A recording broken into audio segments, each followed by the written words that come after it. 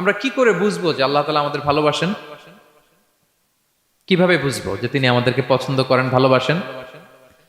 এটা বোঝার কিছু সিস্টেম আছে। এক নম্বর সিস্টেম হচ্ছে আপনি জাস্ট দেখুন যে আপনি নিজেকে কোন কাজে ব্যস্ত রেখেছেন। আপনি আপনাকে কোন কাজে ব্যস্ত রেখেছেন, আপনার লাইফস্টাইলের দিকে তাকান, লুক অ্যাট ইউর লাইফস্টাইল, আপনি নিজেই বুঝে যাবেন। আপনি যদি দেখেন যে না, আপনার ভালো ভালো কাজে আপনার ব্যস্ততা, আপনার এঙ্গেজমেন্ট ভালো লোকদের সাথে, আপনার সার্কেলটা ভেরি গুড সার্কেল, ভালো কাজে আপনার মন টানে, আপনি ভালো কাজ করেন, যদি আপনার কার্যক্রম এরকম হয়, তাহলে বুঝে নেবেন আল্লাহ তাআলা আপনাদেরকে ভালোবাসেন। আলহামদুলিল্লাহ।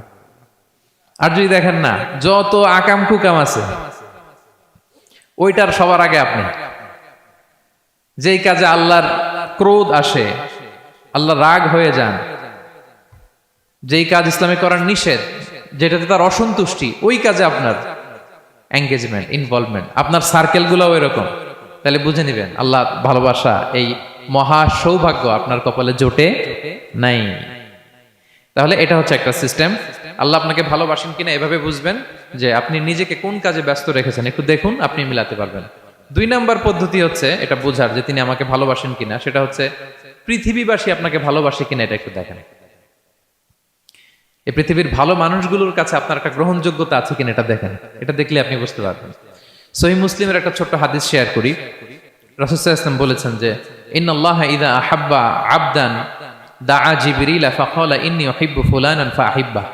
আল্লাহ তাআলা যখন কোনো বান্দাকে ভালোবাসে, তখন তিনি জিবরাইলকে ডেকে বলেন, হে জিবরাইল, আমি আমার এই বান্দাকে ভালোবাসি, তুমিও তারে ভালোবাসো।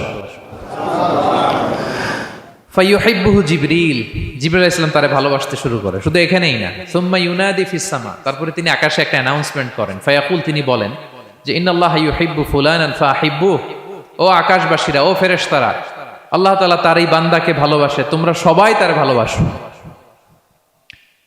তখন ফায়ুহিব্বুহু আহলুস সামা, গোটা আকাশবাসী তারে ভালোবাসতে শুরু করে, মানে ফেরেশতারা।